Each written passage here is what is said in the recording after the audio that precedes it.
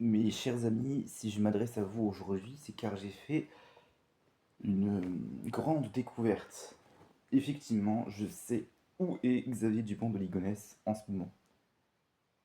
Xavier Dupont de Ligonnès, où tout commence en avril 2011, il est ruiné, il est endetté jusqu'au cou, c'est un père de famille dépassé et qui décide de tout plaquer. Mais non, il n'a pas tué sa famille. Ça, c'est la version officielle qui permet de tout mettre de côté, on va dire, de mettre fin à l'affaire, entre guillemets. Il monte un plan bien plus machiavélique et élégant. Disparaître pour renaître en version jeune, dynamique et énarque. On arrive alors à la première étape, le grand swap. En 2011, il est âgé de 50 ans.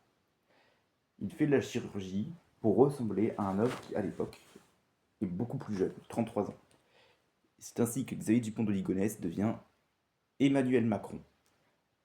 Vous ne me croyez pas? Comme par hasard, les deux sont aux États-Unis au même moment. Il commence à peine à émerger en tant que banquier chez Rothschild, puis secrétaire général adjoint à l'Élysée sous Hollande. Donc, en étant banquier Rothschild, il a pu rembourser toutes ses dettes, et Hollande étant le président, il l'a protégé. Ce n'est clairement pas une coïncidence. C'est le moment parfait pour une opération de relooking total, orchestrée par les services secrets français, où l'a dit, on ne sait plus trop, vu la mystérieuse lettre de Xavier. Il se fait refaire le visage à coups de bistouri suisse, injection d'élitisme et d'une bonne dose de jeunisme forcé. Résultat, il perd 15 ans sur papier, gagne une mâchoire plus carrée, un regard hypnotique et cette fameuse mèche rebelle qui dit que je suis à la fois sérieux et fun. On arrive alors à la deuxième étape. La preuve irréfutable par les ressemblances physiques. Même allure de grande dadé, un peu raide, qui essaye de danser comme un jeune. Même sourire un peu figé qui donne l'impression qu'il cache un terrible secret.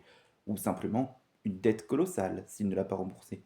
Même manière de parler en mode je vous expliquerai la complexité du monde avec des phrases creuses mais bien tournées. Et particulièrement la même capacité à faire disparaître des choses dérangeantes. Xavier fait disparaître sa famille, selon la version officielle. Macron fait disparaître certaines sources de financement. On arrive alors à la troisième étape, la Libye parfait. La lettre envoyée par Xavier en 2011, un chef d'œuvre. Il parle d'exfiltration aux États-Unis, de protection de témoins, de nouvelles identités. En réalité, c'était un brouillard pour couvrir son entrée à l'ENA sous un faux nom, ou par un stage intensif. Comment devenir président sans n'avoir jamais été élu auparavant? Pendant que tout le monde cherche l'homme à la casquette dans les gares et campings, Xavier ou Macron est tranquillement en train de gravir les marches du pouvoir. Chaque fois que l'on croit percevoir Xavier en Espagne, en Écosse ou bien au Texas, c'est juste Macron qui fait un déplacement officiel et qui a oublié de se déguiser.